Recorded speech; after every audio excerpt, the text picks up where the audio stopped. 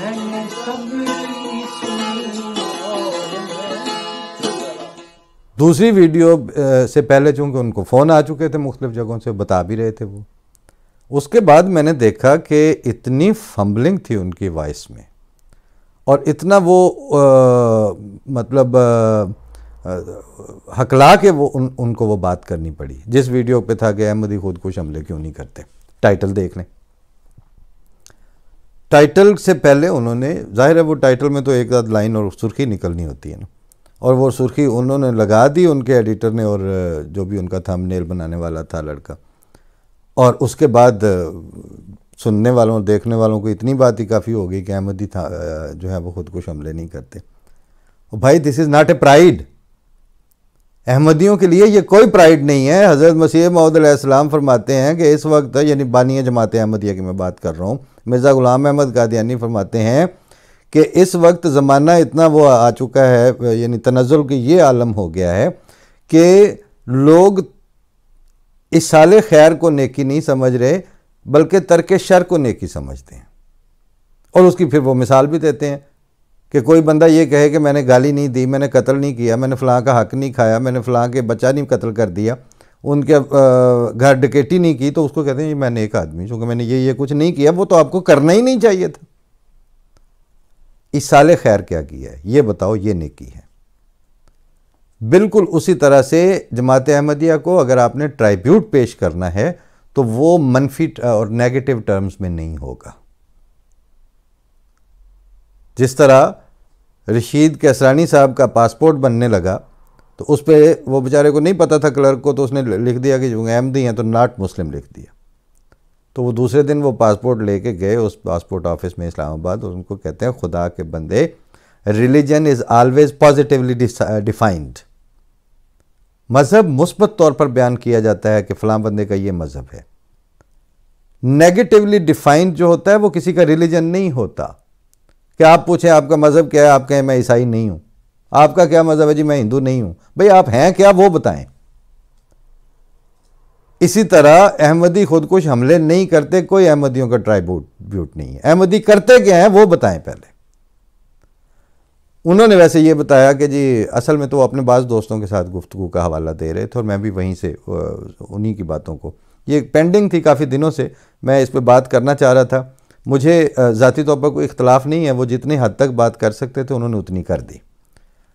और वो जिस हद तक उन अहमदियों पर जुल्म करने वालों को क्रिटिसाइज़ करना और उनको आईना दिखाना अफोर्ड कर सकते थे उन्होंने उतना दिखा दिया।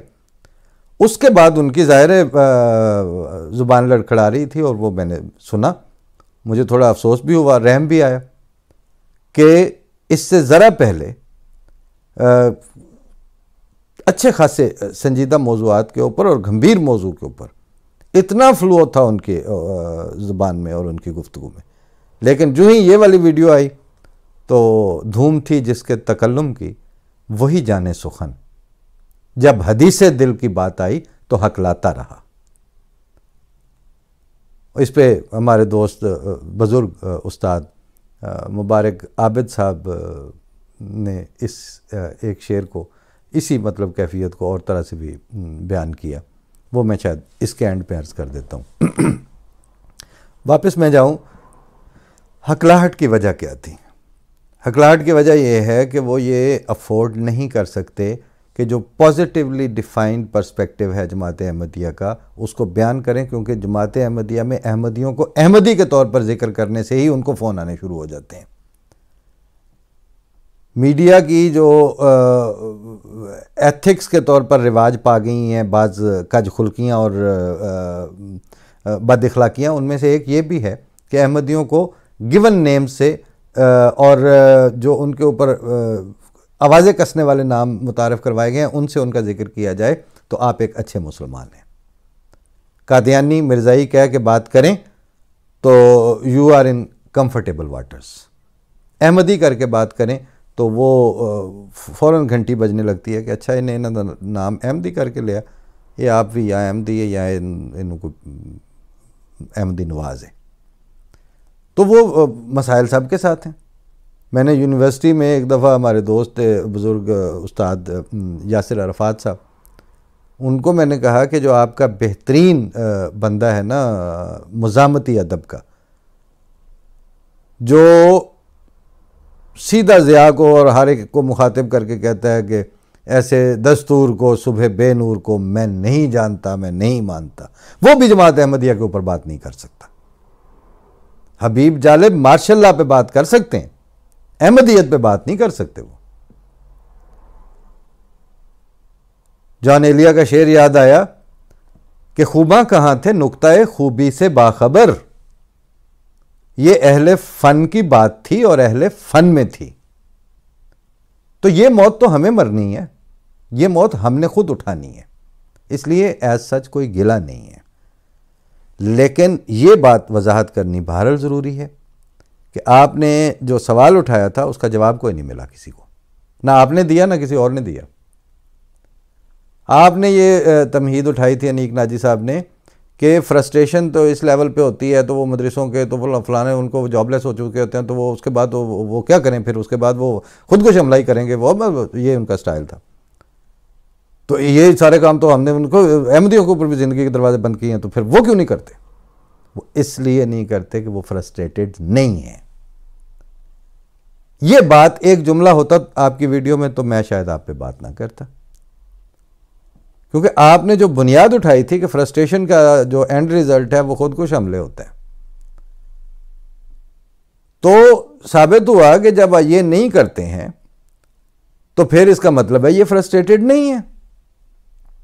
एक दूसरा पर्सपेक्टिव भी, जब इस्लामाबाद में रेड जोन बन रहा था तो मेरे एक दोस्त ही थे, वो जो ज़िला इस्लामाबाद के पुलिस चीफ थे, तो उस वक्त रेंजर्स और इस तरह के 3-4 इदारों के साथ मिलके तो वो इसको डिज़ाइन कर रहे थे। तो मैं वहाँ पहले बैठा था, तो जब इनकी वो मीटिंग शुरू हुई तो मैं उठ के बाहर चला गया।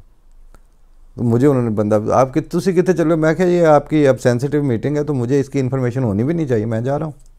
बाद में जब वो खाना शाना खाने के लिए कहीं जाके बैठे किसी रेस्टोरेंट में, तो वहाँ तो फिर ऑफ द गार्ड बैठे थे सारे, वो रेंजर्स के कर्नल साहब भी और बाकी उनके एसएसपीज भी। तो मैंने उसमें कहा कि जो खुदकुश है वो तो अभी तक आप एक भी नहीं मार सके। तो उन दिनों नेवल हेडक्वार्टर पे भी ताज़ा हमला हुआ था, तो वहाँ पे भी मरे थे, फिर जीएचक्यू में भी मारे थे उन्होंने, कराची में भी मारे थे जैसे, और यहाँ इस्लामाबाद में भी E9 और E8 जहाँ पे है वहाँ पे भी हमला हुआ था, वहाँ पे भी मारे थे। तो कहते ये कि आपकी इन्फॉर्मेशन ही कोई नहीं, हम तो फलां जगह मारे, फलां जगह मारे, मुझे बता रहे हो उस पिकेट पे भी मारे थे इस तरह। मैंने कहा जनाब, जो घर से मरने के लिए निकला है और उसने इस काम को पूरा करने के पैसे ले लिए हैं, वो उसकी सुपारी लेके निकला है कि मैं मरने जा रहा हूँ, उसका तो प्रोजेक्ट है जिसको वो कंप्लीट करने जा रहा है मर के, खुदकुश हमले के तौर पर। तो जो गया ही मरने है उसको आपने मरने में, उसका प्रोजेक्ट पूरा करने में फैसिलिटेट कर दिया, तो वो उसकी मौत कहाँ हुई? वो तो आपने उसको जिंदगी बख्श दी।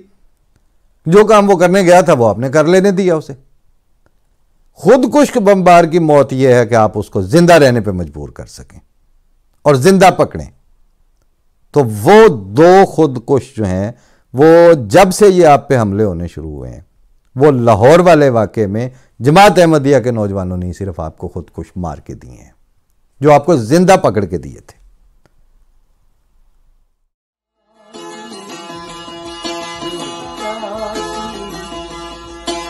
गई